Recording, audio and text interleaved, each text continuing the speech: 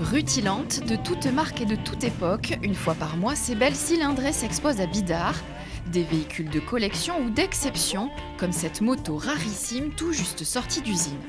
Celle-ci, il y en a 188, et puis c'est des motos qui sont entièrement faites à la main. C'est une vieille marque anglaise, Brough Superior, qui a été connue parce que leur pilote d'essai le plus renommé était Laurence d'Arabie.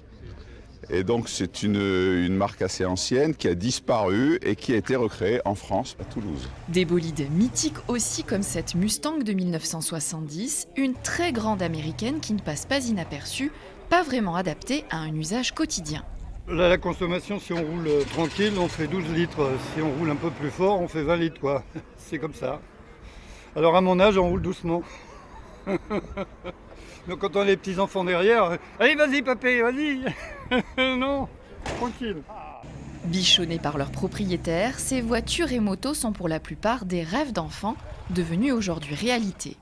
J'ai trouvé cette moto qui était la moto de ma jeunesse, en fait, dont j'ai rêvé quand j'avais 17 ans. Et en fait, elle est assez incroyable dans la mesure où c'est une moto qui a 18 000 km, donc il y a 52 ans aujourd'hui.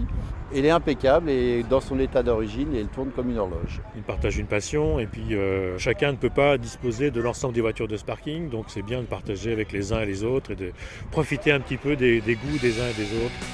Des collectionneurs ravis de partager leur passion aussi avec les curieux qui viennent nombreux chaque mois à Bidart admirer ces modèles de prestige.